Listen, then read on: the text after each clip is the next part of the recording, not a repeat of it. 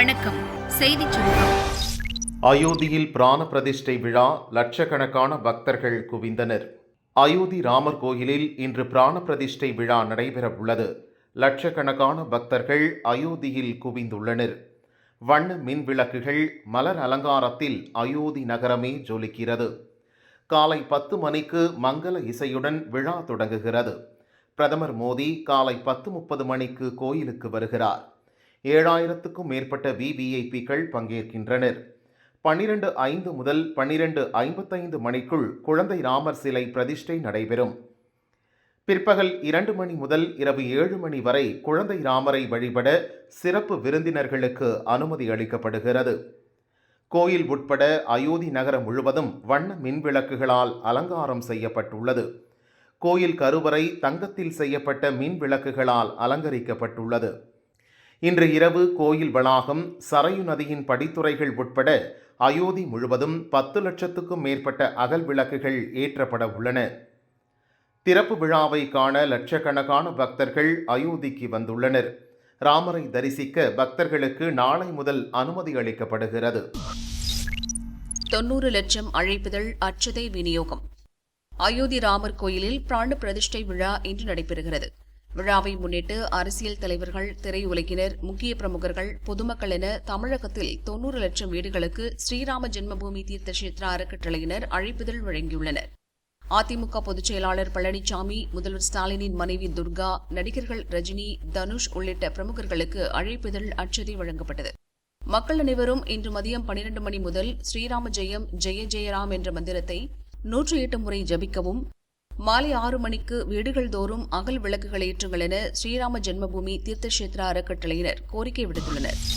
ராமர் கோயில் பிராண பிரதிஷ்டை. சிவகாசியில் பட்டாசு விற்பனை ஜோர். அயோத்தியில் ராமர் கோயிலில் பிராண பிரதிஷ்டை இன்று நடக்கிறது. இந்த விழாவை தீபமேற்றி தீபாவளி போல் கொண்டாட வேண்டும் என பிரதமர் மோடி நாட்டு மக்களுக்கு வேண்டுகோள் விடுத்தார். இதன் காரணமாக பல்வேறு மாநிலங்களிலிருந்து வியாபாரிகள், மக்கள் சிவகாசி வந்து பட்டாசு வாங்கி சென்றனர். இதுவரை 500 கோடி ரூபாய்க்கு பட்டாசு வியாபாரம் ஆகியுள்ளது. தீபாவளிக்கு தயாரிக்கப்பட்ட பட்டாசுகள் ஓரளவிற்கு இருப்பு இருந்த காரணத்தால் பற்றாக்குறையின்றி விற்பனை செய்ய முடிந்ததாக உற்பத்தியாளர்கள் தெரிவித்தனர். ஒரே ஆண்டில் 2 தீபாவளி என்றும் வியாபாரிகள் மகிழ்ச்சி அடைந்துள்ளனர். ராமர் கோயில் கும்பாபிஷேக நாளான ஜனவரி 22 தேசிய திருவிழாவாக அறிவித்து தீபாவளி போல ஒவ்வொரு ஆண்டும் கொண்டாட மத்திய அரசை கேட்டுக்கொள்வதாக பட்டாசு உற்பத்தியாளர்கள் கூறினர். ஸ்டாலின் பேசும்போது காலியாக கிடந்த சேர்கள். சேலம் பெத்தநாயக்கன் பாளையத்தில் திமுக இளைஞரணி மாநில மாநாடு நடந்தது.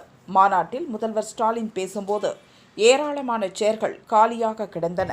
மாநில சுயாட்சி கோரிக்கையை பொறுத்தவரை இந்திய அரசியல் சட்டம் திருத்தி வைக்கப்பட வேண்டும் என்பது திராவிட முன்னேற்ற கழகம் தொடர்ந்து வலியுறுத்தி வரக்கூடிய கோரிக்கை.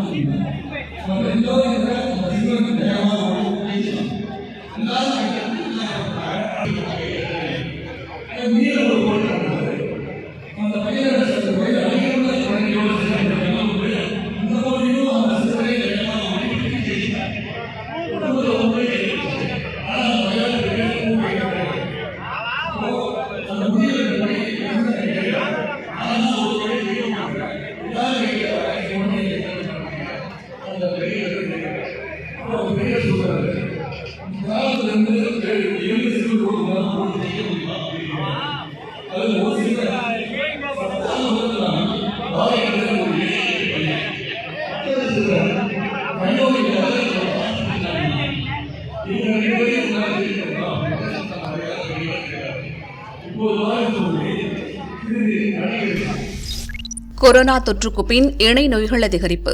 கொரோனா தொற்றுக்கு பின் மக்களிடையே நீரிழிவு, உயர் ரத்த அழுத்தம் போன்ற இணை நோய்கள் அதிகரித்துள்ளதாக பொது சுகாதாரத்துறை இயக்குநர் செல்வ விநாயகம் தெரிவித்தார். கோவிட் காலத்தில் சுகாதாரத்துறை பல்வேறு பாடங்களை கற்றுள்ளது. அந்த சமயத்தில் அனைத்து மருத்துவமனைகளும் கொரோனா மருத்துவமனைகளாக மாற்றப்பட்டன. அப்போது பிற தொற்றா நோய்களுக்கான சிகிச்சைகள் தடைபட்டன. இதனால் இணை நோய்களின் தாக்கம் அதிகரித்தது. தற்போது JN1 போன்ற உருமாற்றமடைந்த கொரோனா தொற்று பரவி வருகிறது.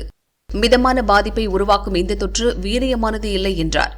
இனிவரும் காலங்களில் அதிக பாதிப்பை ஏற்படுத்தக்கூடிய வைரஸ்கள் பரவினால் அதை தற்போதுள்ள தடுப்பூசிகளை பயன்படுத்தி கட்டுப்படுத்த முடியாது.